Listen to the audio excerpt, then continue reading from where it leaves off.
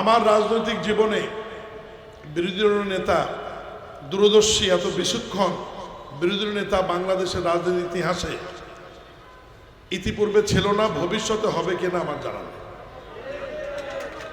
আমিও প্রথম সংসদ সদস্য নির্বাচিত হয়েছি, সংসদে যাওয়ার সৌভাগ্য হয়েছে মহান আল্লাহর ইচ্ছায়।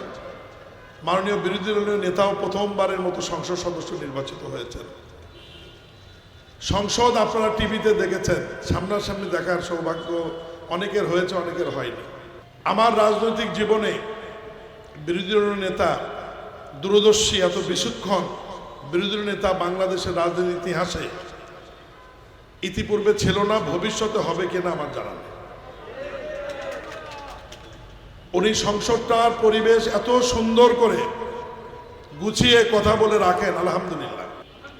এবং সেই কারণেই ট্রেজারি ব্রেঞ্চ এবং বিরোধী দল আমরা মিলেমিশে আইন পাস বলেন, সংসদে তর্ক বিতর্ক বলেন, যাই হোক না কেন, সব শেষে ওনার কারণেই একটা সুন্দর পরিবেশ নিয়ে আমরা সংসদ থেকে বের হয়ে আসতে পারি।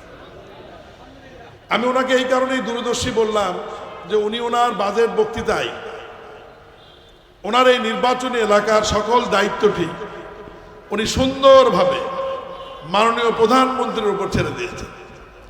উনি বলেছেন যে আমি বিরোধী দলের নেতা হিসাবে আমার অনেক দায়িত্ব, অনেক কাজ, আমার নির্বাচনী এলাকার দায়িত্বটা আমি মাননীয় প্রধানমন্ত্রীর উপর ছেড়ে দিলাম। এরপরেই পরশুদিন মাননীয় প্রধানমন্ত্রী আমাকে ডেকে, যেহেতু স্থানীয় সরকার মন্ত্রণালয়ের অনেক গুরুত্বপূর্ণ বিষয় আছে আপনাদের এলাকার উন্নয়নের সাথে, উনি আমাকে আলাদাভাবে অনুশাসন জারি করেছেন যে বিরোধী দলীয় নেতার সঙ্গে সাক্ষাৎ করে ওনার নির্বাচনী এলাকায় গিয়ে মানুষের কি দাবি, ওনার কি চাহিদা, এগুলো আমাদের সীমাবদ্ধতার মধ্যে থেকে আস্তে আস্তে বাস্তবায়ন করবার জন্য। এবং আমি ওনার সাথে পরশুদিন সাক্ষাৎ করেছি, উনি আজকে আমাদেরকে সময় দিয়েছেন। আমি কিন্তু ফুল টিম নিয়ে এখানে আসছি। আমার একটু ভুল বোঝাবুঝি হয়েছে যে ওয়াসা এবং তিতাসের লোক আগে বললে হয়তো আমার জন্য সুবিধা হতো, কিন্তু ওনারাও আসছে রাস্তার মধ্যে আর কি। এরপর ওয়াসার এমডি, তিতাসের লোকও আমাদের সাথে থাকবে।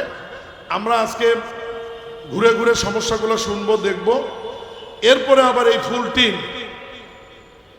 আমরা মাননীয় বিরোধী দলীয় নেতার সঙ্গে 2-4-এর মধ্যে ওনার কাছ থেকে সময় নিয়ে ওনার অফিসে আবারও বসে অগ্রাধিকার কোনটাতে আমরা আগে দেবো, কোনটাতে পরে দেবো, সব তো রাতারাতি করা সম্ভব হবে না। অগ্রাধিকার ভিত্তিতে আমাদের যেহেতু দীর্ঘ সময় আছে, 3 বছর 4 বছর আমাদের হাতে, 5 বছর রয়েছে, আমরা এই সময়গুলোর মধ্যে আমরা আস্তে আস্তে ইনশাআল্লাহ ওনার পরামর্শক্রমেই আমরা বাস্তবায়ন করবো ইনশাআল্লাহ। তবে আপনারা ওনাকে নির্বাচিত করেছেন, এখানে প্রশাসক সাহেবও ভোট করেছেন, দুইজনই দুটি ভালো দায়িত্বে আছে। সেই হিসেবে মনে করবো এই অবহেলিত এলাকার মানুষ, মহান আল্লাহর ইচ্ছা আপনাদের ভাগ্যটা ভালো। সবাই মিলে চেষ্টা করলে এই অপরিকল্পিত একটি নির্বাচনী এলাকা, আমাদের মাননীয় বিরোধী নেতা বক্তৃতাও বলেছেন, পাশে বসেও আমাকে বলছিলেন যে এই এলাকাটা কিন্তু পরিকল্পিতভাবে গড়ে ওঠেনি।